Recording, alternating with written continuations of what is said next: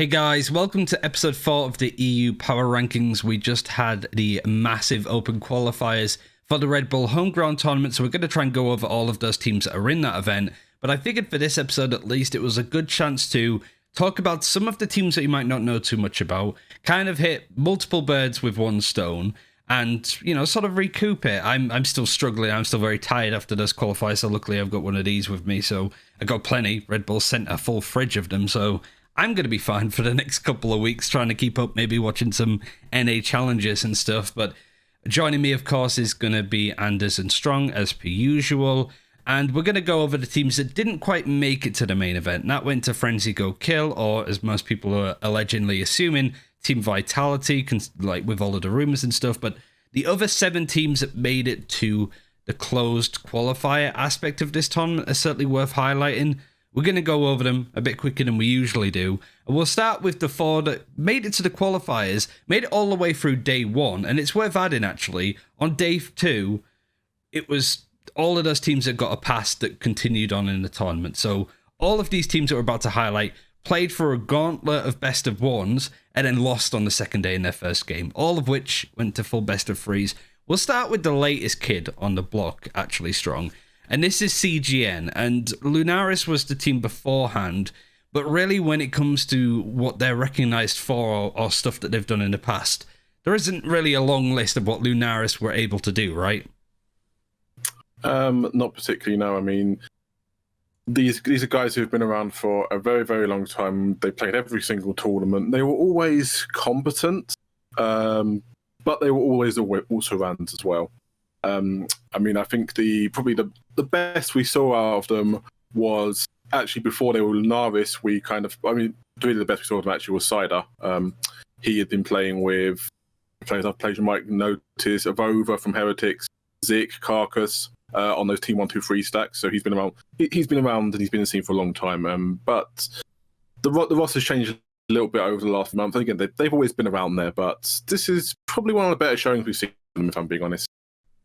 I mean, going through the qualifiers and doing that is a good stretch. I mean, I can't recollect what Lunaris were able to do through First Strike, but they didn't make it to many or any of the run of 32 games, for example. They weren't played on broadcast, for example. So even if they did play well, we didn't actually get to see what they were able to do. But based on performances and stuff, I don't know if you've caught much of them, Anders, because to be honest, when it comes to even all of the teams on this list right now, CGN is a TO that's done one event in Valorant, and it was a pretty good one way back when, the Challengers one with Razor. And I do think that it's still a team that you need to see more of before you give them a good indictment of where they belong on this list. And I think, personally, because of that, you kind of have to put them maybe at rock bottom with all of the teams that we're highlighting.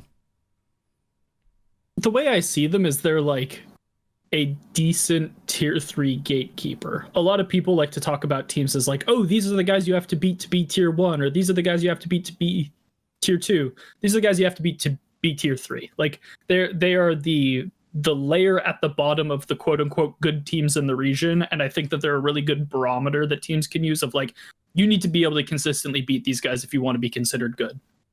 Right. That, like, they're just a solid gatekeeping team for the region.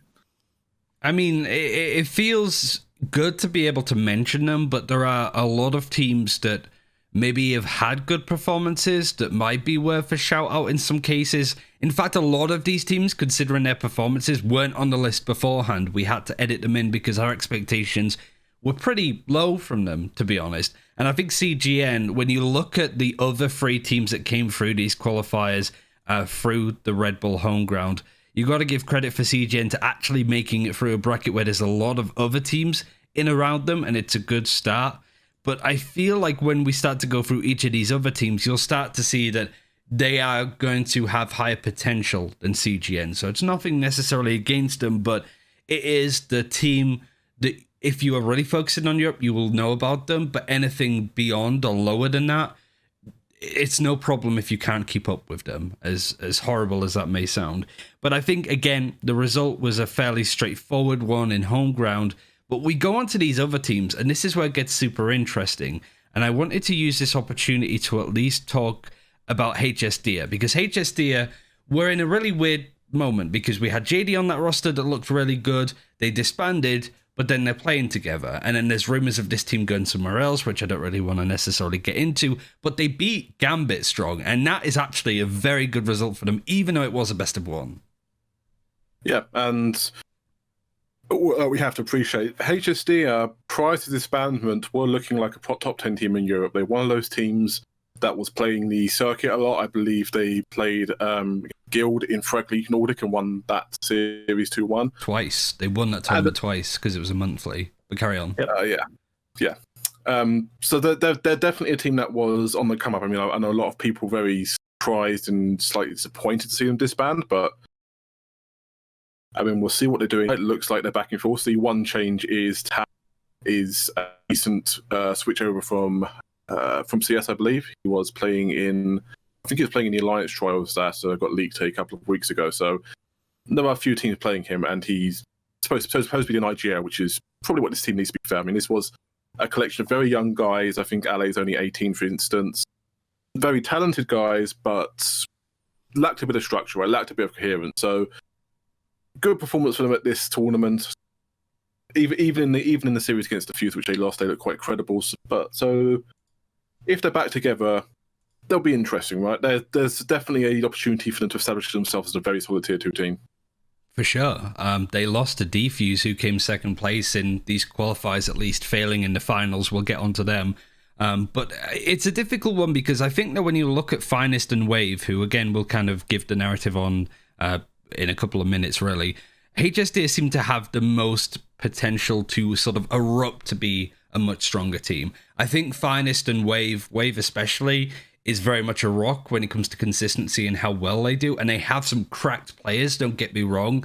But I feel like this is a very nascent HSDIRR. It's just a young team overall, right? So I can definitely see that if these guys picked up, now that they're a full Scandinavian pickup with Maniton being their coach, their manager, whatever, this is a great opportunity for some of those Swedish orgs like Alliance that's been looking around. We've had rumors of Null, for example, to pick this up and to improve beyond it. So without really going into the results, because as I mentioned, all these teams lost in the quarterfinals, we'll change this up instead of going through them one by one. You've got HSDIRR, Team Finest, Wave, and CGN. Anderzz, how would you order those teams in your own rankings, and why? HSDIRR is far and away the top. Probably Finest, then Wave, then CGN. Okay. I think that's probably how I would do it. I think that HSDIRR has very clearly made the best case for themselves outside of regional competition, and I think the rest of that list has had varying degrees of regional success in regions with varying levels of competition. It's quite literally but more than anything else, what I'm literally using as my barometer here is, you are a very good, solid performer in your region. How does your region stack up compared to these other folks? Like Finest plays a lot of Turkish events, and in that region you obviously have like BBL and Oxygen. So to do well in that field on a regular basis is pretty impressive. If you look at Doc, where Wave is playing, what is your main competition there? You've got like Big, and that's really it in terms of consistent high performers there. And then Lunaris has sort of just been ragtag, hasn't played a lot of stuff in general. And so that's the ranking I would go for. I think that it really boils down to these guys are regional staples. How competitive are their regions?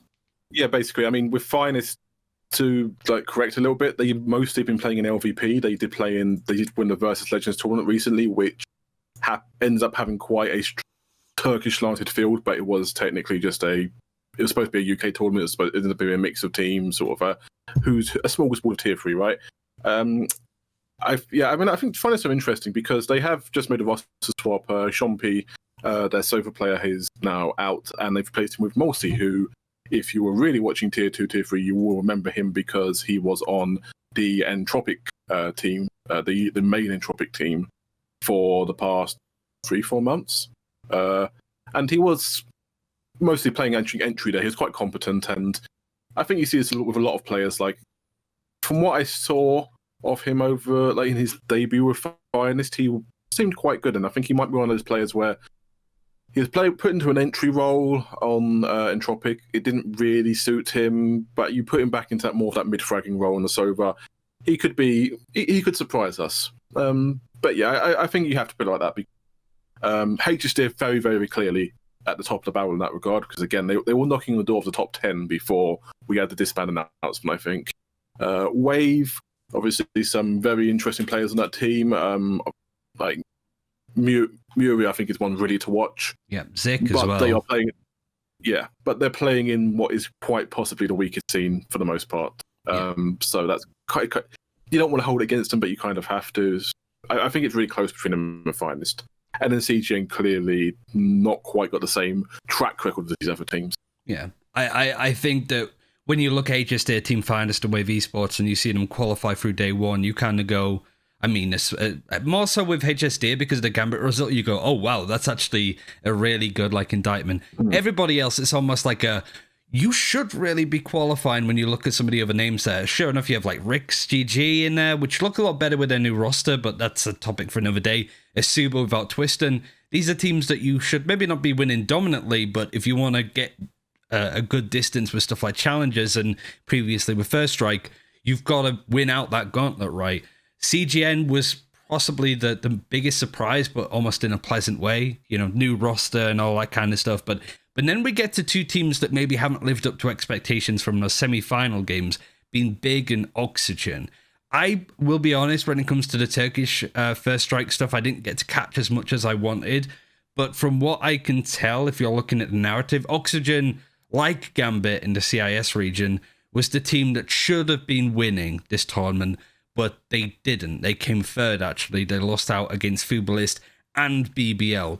And they had a really close full best-of-5 series against Defuse Strong. So how do you rate Oxygen, not only out of them versus Big in how good they can be, and do you actually rate them higher than the 4 teams that we've spoken about already? Because, you can rate them lower if you wanted to.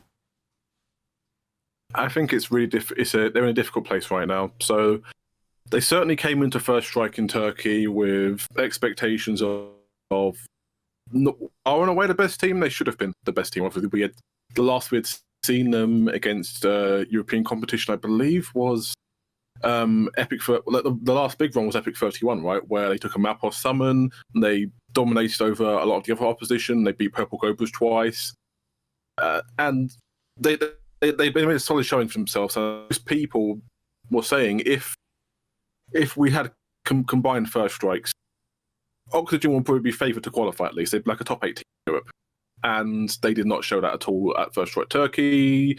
They just looked like there was just no energy, right? There was nobody really, it felt like making the entries. There was nobody really creating space. It kind of felt like a team that was, and that's unusual because for some reason Turkey is just mad for the Jet players, and we know how good Toronto can be.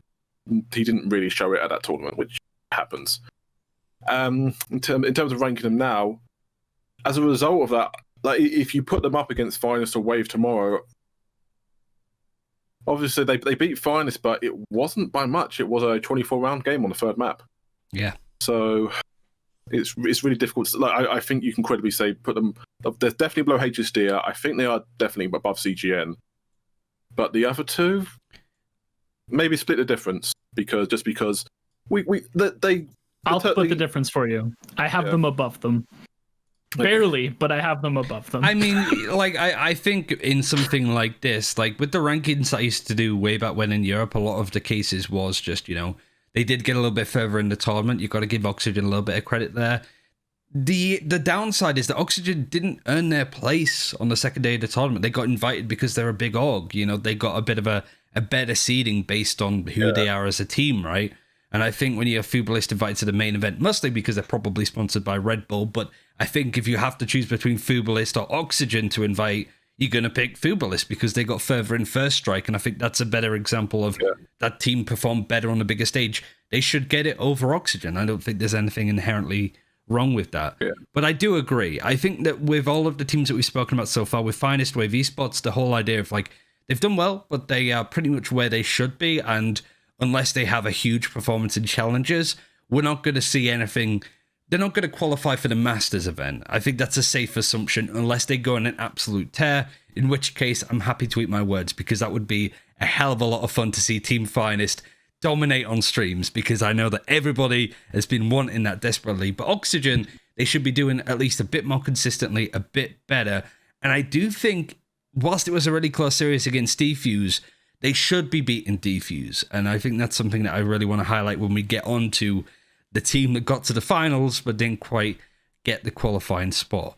Big, however, is the polar opposite. Big have been awful during 2020. I think it's safe to say that the only area that they've conquered is that DAC region, which had Wave in it, had Nerdtown Esports, and even then, Big struggled against these teams in best of threes. You look at the team with Godby, AlexR, all of these kinds of players that had a little bit of success with Counter-Strike if you're Godby, or Valorando very early on in Valorant's lifespan. Big were a team that just wasn't really performing at all. But I think that this result, not only winning in the game, I think against CGN, which again is always going to be harder than you expect, but I think they gave Frenzy Go Kill a really good series, right, Strong? They did, but even then, I kind of have a hard time putting Big really anywhere on this, anywhere above Wave even, because when obviously one of the peculiarities we have of the German region, which is really unfortunate, and you guys should stop doing that, is that a lot of the German tournaments have a 5 residency requirement. You have to have 5 DACH nationals, right? No other region has that, by the way. Yeah, it's literally just them. It's ridiculous. Well, it's even like Wave. Wave is a German organization. Sorry to interrupt. Wave is a German organization. Have to drop Zik and Carcass when they enter these tournaments. Because the majority have the majority of your team be from this region, or if you're LVP, just let anybody in. It's supposed to be a regional Spanish tournament, but anybody can enter. But yeah, Germany for these kind of tournaments is very tough on those kind of regulations, to say the least. Yeah, so you had things like LVO Clash where, okay, Big 2-0'd Wave, sure, but Big 2-0'd Wave, Big having their full roster and Wave having to play with Cleverly and Rabanta, it doesn't really count at that point, right? They showed up. I mean, to be fair, they had a free route through to quarterfinals, and they had the easiest opponent. I don't think there's any. I'm sorry, CGN, you were the easiest opponent of the 4 teams. You gotta take the L. Yeah, but they did credibly against Frenzy, I think. But apart from the Haven, someone was literally a 13 again. Yeah. But I can't see that high. I mean, the big thing that they've made a change. They've got rid of Ultimate and they brought in Obnox. Obnox was on Sparks Esports. He's quite good in the German scene. Again, caveats on the strength of the German scene, but he did quite well there, mostly playing. I mean, he's one of the few Phoenix players in Europe, actually. So he didn't look great in that series. He actually felt like he was one first blood, 9 first deaths across the 4 games, which, if you know how Obnox plays usually, that is a big change. So I have questions on how well he's going to fit into that team. I still fundamentally kind of don't like the idea with regards to having Godby and Zonix on the same team. Like, you're kind of skewing a lack of firepower there. Oh, Godby actually had a really good series here, to be fair, but in general, lack of firepower. Aslan's still a great player, but it's hard to see it. Like this, maybe they can work together, but this is going to be an awkward change, and even regardless of that, it's hard to have them particularly high at this point. We all want to believe in Godby. We all want to believe in Godby, but we haven't seen it in the last 6, 7, 8, how many months has it been now since this project? We haven't seen it. Yeah, I fully agree, and I think that seeing these guys played out well was nice to cast, to say the least, because my expectations certainly weren't high. It was nice to see individual performances out of Godby, like you mentioned. I do 100% agree on the whole Godby Zonix thing. Beforehand in the level clash, it was Zonix having a pretty good series and Godby getting like 8 frags a map. It was pretty much the opposite here, and I think Godby actually showed a nice maturity to playing Sova in a much more aggressive way. And we've spoken about IGL Sovas are a bit too passive in the past with stuff like Pipson and Bonker for Guild. But I think that Big have done a good job to go around that. I think that Alex are moving away from like the Raze and those aggressive agents to something like a Sentinel, a Cypher and Killjoy. actually worked out better than anticipated. But I feel like, so we have it as HSDIRR out of the teams that we've highlighted so far is the top one. Then I've got it as Big, Oxygen, Team Finest, Wave Esports, and CGN. Is Big better than Oxygen, or would you say that they should go below them? Because Oxygen did give Dfuse a closer game. I was going to say again, I'd have Big below Wave, but I think they're definitely below Oxygen. I have them above Wave, but below Oxygen and Finest. So, if we put them like this, so Big versus Finest, do you reckon Finest? I don't know. I feel like we see more from Big. I think on Big's best day, they beat them. Yeah. But I think they have to punch up, and Finest has to punch down. Yeah. So I guess from that idea, we'd put them sort of like this. So from bottom to top, and we'll talk about the top team in a second because I'm not necessarily sure how much I believe that they should stay there. We have CGN right at the bottom. I don't think there's going to be any teams that we highlight unless maybe Rix or maybe Entropic, whatever's going on there. Even Alliance potentially could be below them, but it's fair to say that we're getting very much to outside of the tier 2 of Europe. Then we have Wave Esports, we have Big, Team Finest, Oxygen Esports, HSDIRR, and then Defuse. And I'm going to sort of go on to Defuse now to be really concise about it. I think that they are the definition of a tier 2 team, and I think they're possibly the best in tier 2 if you look at it, maybe a top 10 team just outside of it, but I don't think even on their best day they will ever go in to be a tier 1 team. I think that they change up their agent pool far too much. It stops any form of momentum that they build. For example, if Takis has a really good game on Raze, and then they're in a position where they have to switch that up because they literally change what roles they're playing on certain maps, never mind the agent pools. And so it just makes a really inconsistent performance.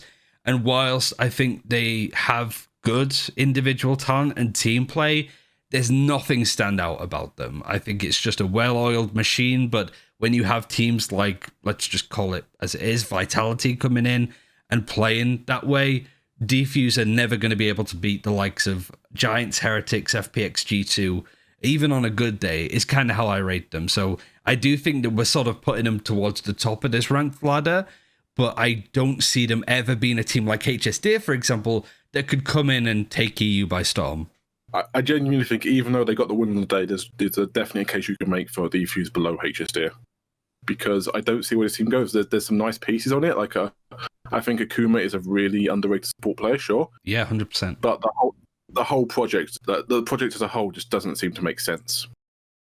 I think it's kind of a cliche. I think they kind of get found out as time goes on. I think they've kind of been the beneficiary of playing in not a weak scene, but a very insular scene with regards to the French scene. And yeah, I don't know how they stand up. Well, obviously, it was kind of unfortunate with regards to the previous opportunist stack that we didn't really get to see them have a fair shot at First Strike, because first time round they went into FPX, which they did okay.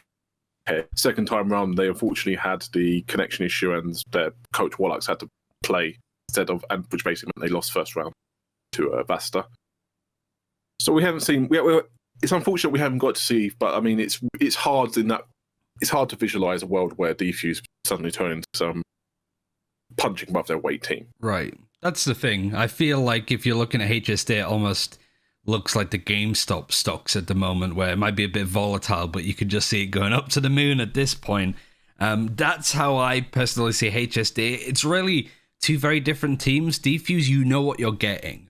You know that they're going to be consistent. They might start to fail after a certain amount of time, but HSD could be, within the top 10 with the right foundations, with time and experience and being able to play it, because I do think HSD have individually better players, Anderzz, but I think Defuse as a team, as an organization, with a manager like Leah as well, who I'm more than happy to give all of my skins in game to, I still feel that Defuse can't really go beyond what we've seen of them already. It's a little bit funny because I was talking about how Lunaris is CGN now is kind of the tier 3 gatekeeper to sort of get on this list at all. I feel like Defuse is relegated to being the tier 2 gatekeeper, where like I don't see them ever breaking into tier 1, but you have to beat them to get into tier 2.